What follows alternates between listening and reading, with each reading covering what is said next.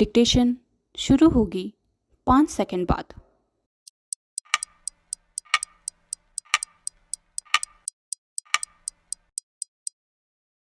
Start. प्रधानमंत्री मोदी के नेतृत्व वाली गठबंधन सरकार का गठन होने के बाद अब प्रतीक्षा इसकी है कि नई लोकसभा का अध्यक्ष कौन होगा। इसे लेकर जहां भाजपा अपने सहयोगी दलों और विशेष रूप से तेलुगु देशम पार्टी एवं जनता दल यू नेताओं के साथ विचार विमर्श कर रही है, वहीं विपक्ष इस कोशिश में है कि लोकसभा उपाध्यक्ष का पद उसके हिस्से में आए। चूँकि इस बार उसका संख्या बल अधिक है, इसलिए वह लोकसभा उपाध्यक्ष पद पाने के लिए हर संभव कोशिश कर रहा है।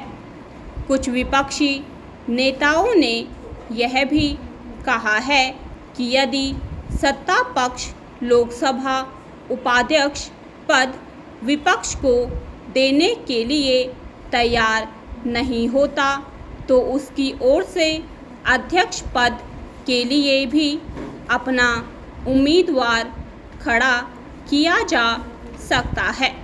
यदि ऐसा होता है तो ऐसा पहली बार होगा जब इस पद के लिए चुनाव होगा। विपक्षी दलों के नेता तेलुगु देशम पार्टी और जनता दल यू को यह नसीहत भी देने में लगे हुए हैं कि लोकसभा अध्यक्ष पद के लिए उनमें से किसी को अपनी दावेदारी पेश करनी चाहिए। यह ठीक है कि गठबंधन सरकारों में यह पद घटक दलों के हिस्से में जाता रहा है, लेकिन मौजूदा सरकार वैसी गठबंधन सरकार नहीं जैसी वाजपेयी अथवा मनमोहन सिंह सरकार थी। इस गठबंधन सरकारों के मुकाबले वर्तमान सरकार की स्थिति इसलिए अलग है क्योंकि भाजपा बहुमत से पीछे रहने के बाद भी संख्या बल में मजबूत है।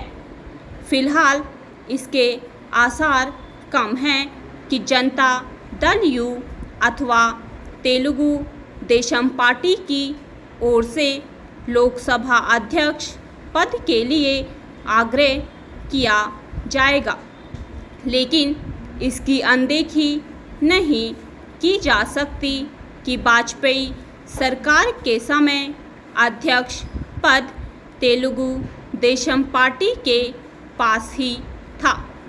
वाजपेयी सरकार एक वोट से इसीलिए गिरी थी क्योंकि तत्कालीन लोकसभा अध्यक्ष ने उड़ीसा के मुख्यमंत्री पद की शपथ ले चुके कांग्रेस सांसद गिरधर गोमांग को इस आधार पर सदन की कार्यवाही में भाग लेने की अनुमति दे दी थी कि उन्होंने लोकसभा की सदस्यता नहीं छोड़ी थी।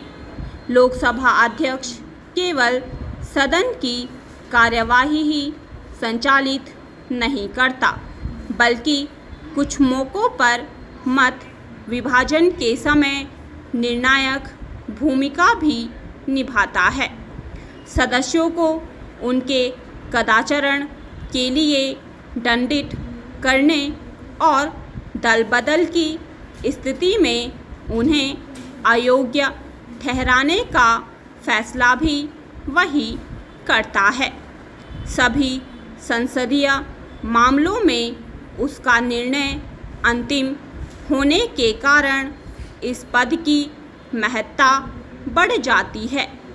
उचित यह होगा कि लोकसभा अध्यक्ष एवं उपाध्यक्ष पद को लेकर पक्ष प्रतिपक्ष में कोई सहमति कायम हो।